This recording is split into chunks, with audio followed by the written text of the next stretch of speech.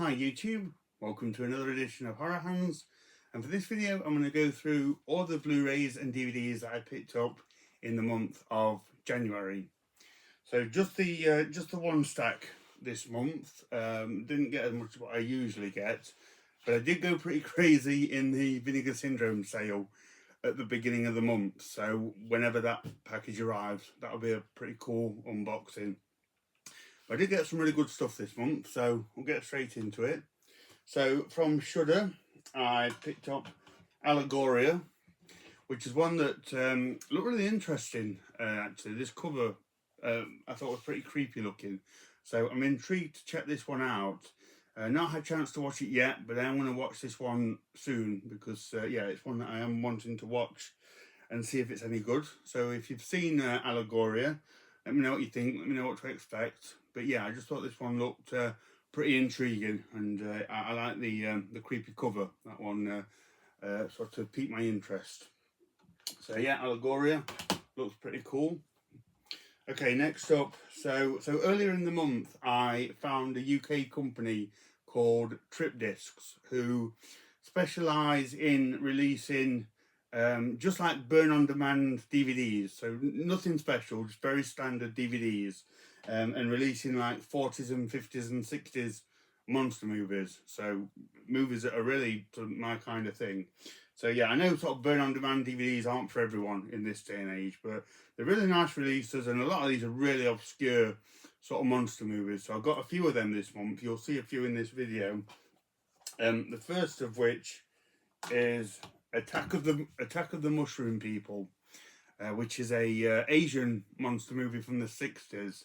I know it better as Matango, I believe it is, but I've got it here under the title Attack of the Mushroom People. So yeah, I just thought this one looked and sounded pretty cool. I'm sure it'll be very silly with a title like this, but I was intrigued, and like I say, just very standard DVD edition. But I thought it was cool to get a few of these sort of really obscure creature features and add them to the collection. So yeah, looking forward to checking this one out soon and seeing what it's like. So yeah, thought that was a pretty cool find. Next up is one that looks pretty crazy. This is Blood Freak. This is one that I've wanted to see for a while. I think there's something to do with like these people take these drugs or something which sends them crazy or drives them to kill people or whatever. Sort of like early 70s exploitation kind of film. One that I've wanted to see for a while because I quite like the title, Blood Freak. It's simple but effective. So yeah, I'm looking forward to checking this one out soon and seeing what it's like. But yeah, it looks pretty cool. Next up, this is from Trip Discs. This is Bloodsuckers, which is, this one is Patrick Macnee and Peter Cushing.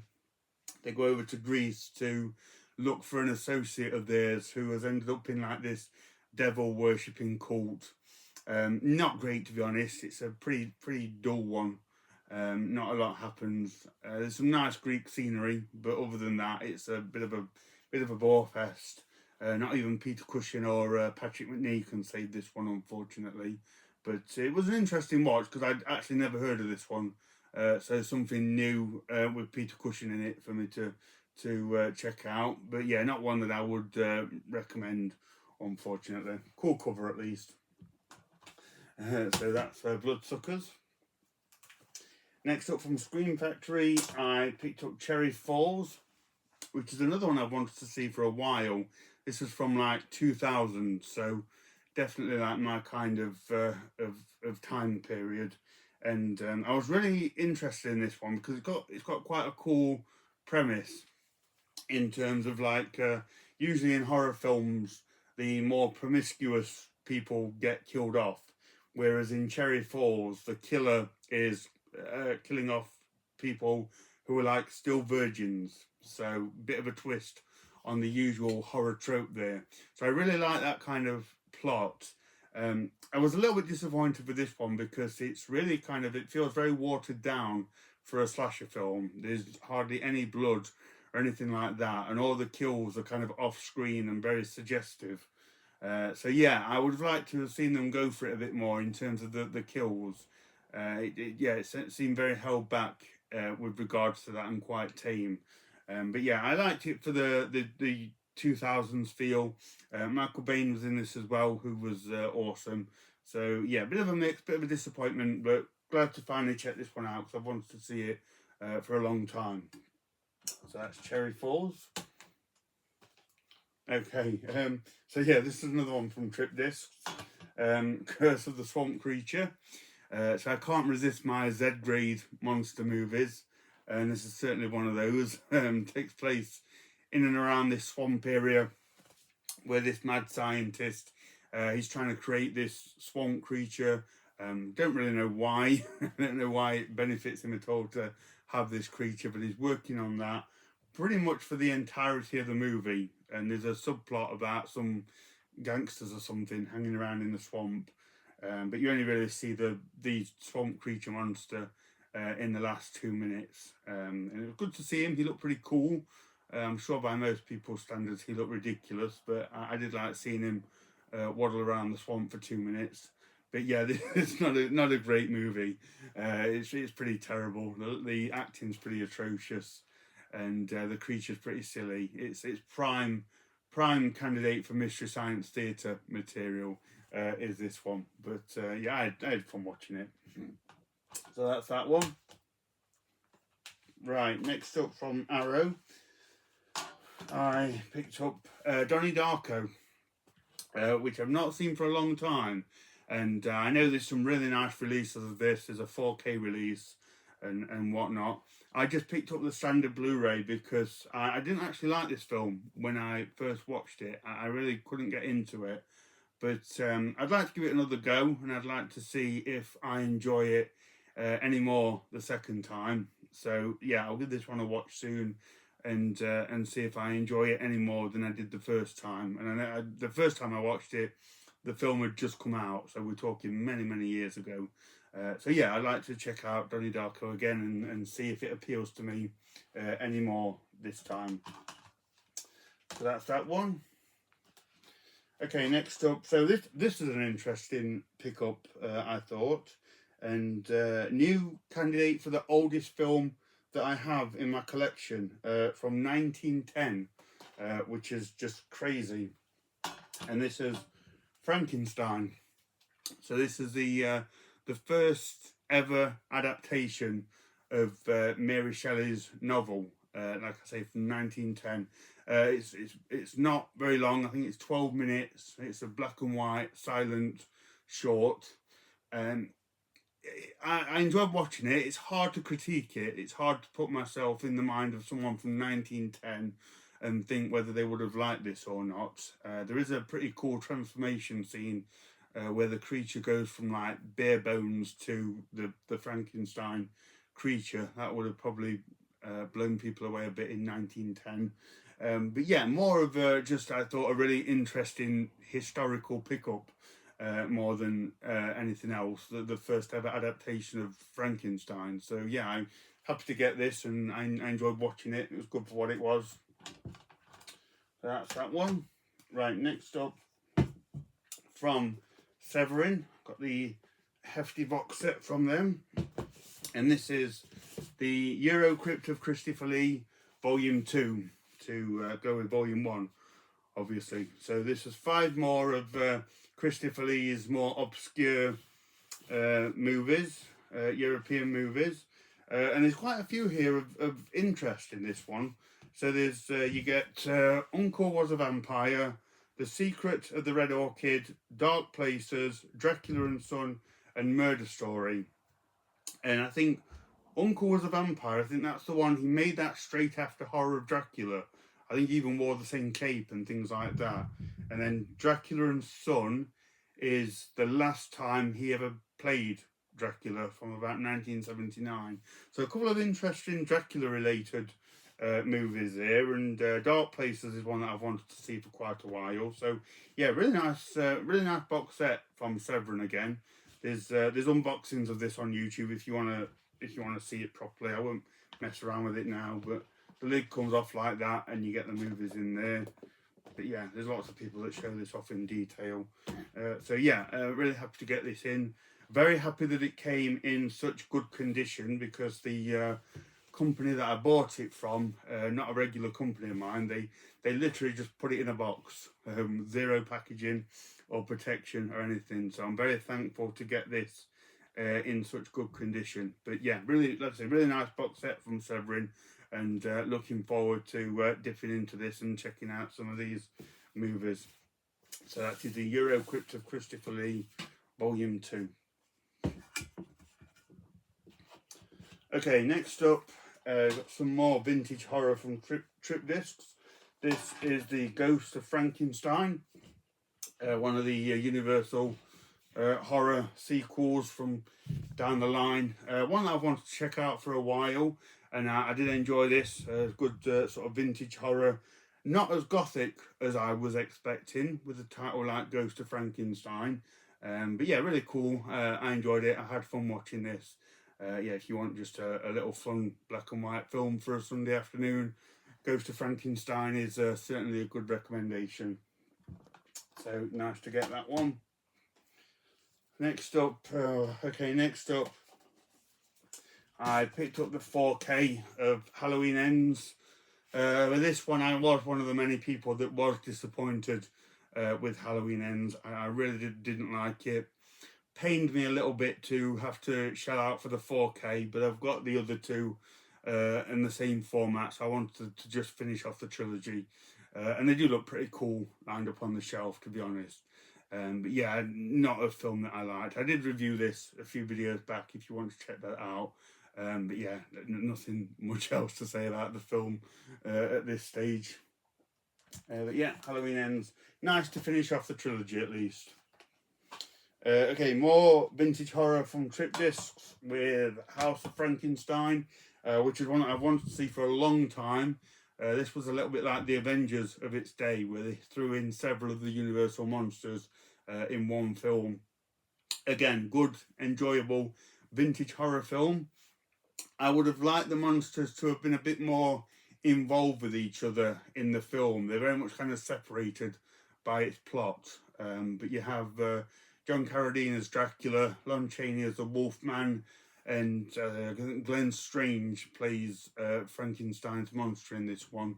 And you've got Boris Karloff, he's in it as this mad scientist trying to create them all and get them all under his control. So yeah, the monsters were pretty much separated, unfortunately, but it was great to see sort of like Boris Karloff and Lon Chaney and Boris Karloff and John Carradine share so many scenes together. It was a real treat to watch, and some great sort of old-fashioned horror scenes like on the marshlands and in the castles and dungeons and things like that. So yeah, had a lot of fun watching House of Frankenstein. Cool movie. Okay, next up, right, from great 1950s sci-fi here. Really enjoyed this one. This is the original Invaders from Mars. So yeah, the invaders from Mars come down in a spaceship, crash in this little town, and they start to take, they're underneath the ground, and they start to pull people down, and then they come back, but they're now under alien control and slowly taking over the town. And this 50s kid, he sees it all happen out of his bedroom window, and he's trying to convince the police and the authorities that this is happening. Yeah, really enjoyable film. I enjoyed watching this like on a Saturday morning with my cereal. So yeah, this was a good one. A bit of a precursor to kind of like Invasion of the Body Snatchers, that kind of thing. Yeah, had a lot of fun watching Invaders from Mars. Very fun 50s movie. Next up, I picked up Kiss of the Damned. Bad glare there. So yeah, a bit of just a vampire movie. Not had a chance to watch this one yet. Looks pretty sort of stylish and arty. So yeah, I'll give this one a watch soon and see what it's like. This was just a blind buy. Found it cheap. So yeah, Kiss of the Damned. Next up, okay, so I picked up The Lair, which was a pretty enjoyable monster movie. This was about these English and American soldiers in Afghanistan, and they happen upon this bunker which has got these sort of mutated monster creatures inside. I think they've been created by the army and sort of left to their own devices. But yeah, they end up having to do battle with these monsters. Pretty cool stuff. If you've seen Aliens or the Doom movies to a lesser extent, you've seen this. But like I say, it was an enjoyable film. I was pretty entertained by it. The monsters in it are cool. They're like big rubber suited monsters, which I did like. I've heard a few bad reviews on this one because people didn't like the rubber suits, but I'm all for that. So yeah, I thought they looked really good. Some really good practical effects in the lair. So yeah, pretty good sort of take your brain out monster action movie. Yeah, I did like that. Okay, next up from Synapse, I picked up Pranks. So this is one to scratch off the video nasties. This was a video nasty here in the UK, a slasher movie from the early 80s. Not had a chance to check this out, but I'm looking forward to watching this one and seeing what it's like. So yeah, Pranks looks pretty awesome. Hopefully it will be a good one. Next up from Arrow, I picked up The Righteous, which is pretty much a blind buy. I don't know much about this one. It looks like a bit of a slow burn religious horror kind of movie, so we'll see. I'm not sure whether I like it or not, but then again, it might surprise me and be pretty good. So again, if you've seen this, let me know what you thought. But I remember reading about it at the time, and it sounded pretty intriguing. So yeah, I'll put this one on soon and see what it's like. That's The Righteous. Next up, this is one that I was going to get in for Christmas, but it didn't arrive in time. But this is Santa Claus, just like a silly B-movie sort of slasher film about this crazy guy, and he is going around killing off like scream queens around the Christmas time. So they're trying to make horror movies, but he's killing them off. It was okay, pretty silly stuff, not very Christmassy. But yeah, it was all right for a very sort of lowbrow, silly slasher film. So yeah, I did watch that one just after Christmas. Okay, so next up, this is one I actually got this sent to me for free by somebody. Crypt sent me this for free. They just threw it in with the order. So this is Slave of the Cannibal God, which I know better as Mountain of the Cannibal God. Really cool film. If you like your cannibal movies, this is a really good one to check out. And yeah, they sent me this, and even though I had the film, I don't have it under the Slave of the Cannibal God title. So I thought, yeah, I'll have this, and I'll have it in that title as well. It's pretty cool. So yeah, it was a nice surprise, and a cannibal film that I really like. So yeah, it was cool to get that.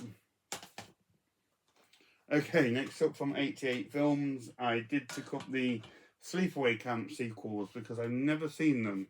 So I got 2 and 3, and have to say I enjoyed both of them. They are very much kind of just take your brain out slasher films.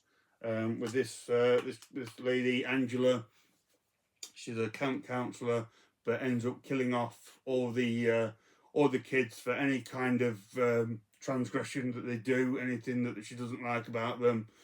She ends up killing them off.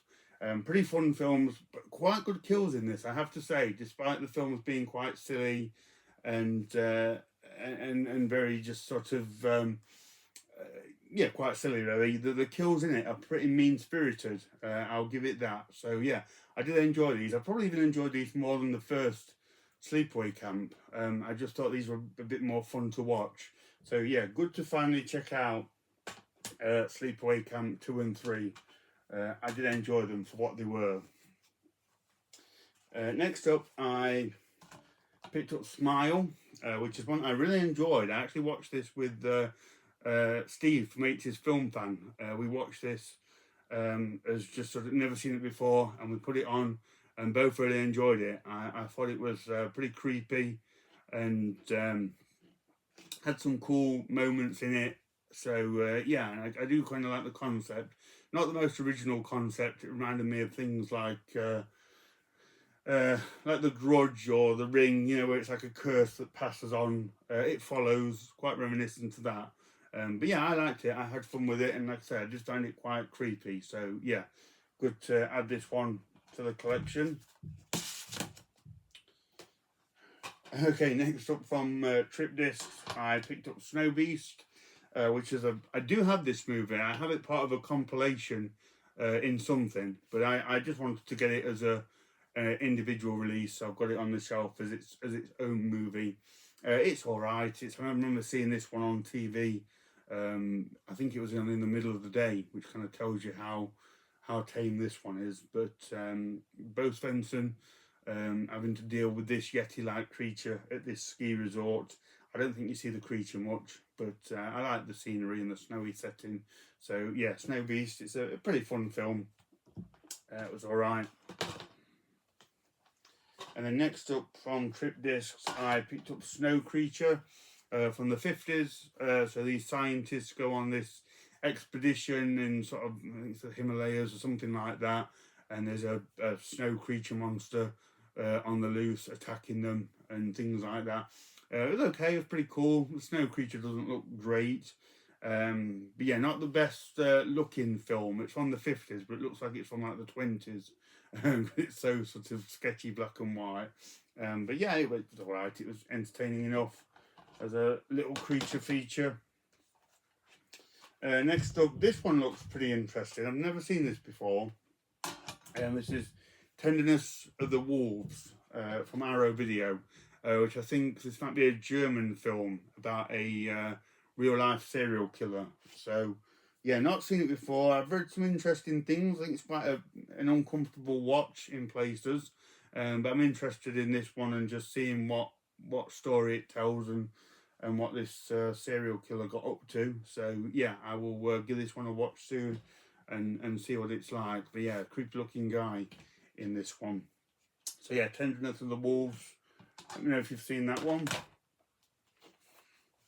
Okay, next up, I got Terrifier 2 on Blu-ray. I have reviewed this in my last video, I think. So if you want to see the review, check that out. I enjoyed it. The gore in it is incredible. The film was too long for me. I've got to say it, nearly 2.5 hours long. It did stretch itself out. But yeah, can't knock it for its gore effects and like Art the Clown, seeing him get up to his evil clowny ways. So yeah, Terrifier 2, pretty cool. Next up from Indicator, I picked up Terror, which is a pretty good British horror film from the 70s of this like witch's curse that affects this family in sort of modern day 70s time. And they're involved in like the film business. So while they're trying to make movies, these deaths start occurring. But yeah, I enjoyed this. It's from the few Norman J. Warren films I've not seen, so I wanted to grab this one. And yeah, it's a pretty cool film. I did like that one. And then last but not least, well, kind of least because I didn't like the film, is Violence in a Woman's Prison from H8 Films. I just picked this up because it was a nice release from H8 Films, but women in prison films are not really my kind of thing. But I haven't seen this for a long time. I think I saw it years ago as Emmanuel in Prison, I think it is one of the actual Emmanuel films with Laura Gemser playing Emmanuel. So yeah, didn't particularly care for it back then, but I'll give it another try and see if I like it anymore this time around. Like I say, nice release from 88 Films. So that's everything that I got in January. As always, guys, let me know what you think of any of the movies that I picked up, if you liked them or not. Thank you very much for watching, and stay tuned for more videos.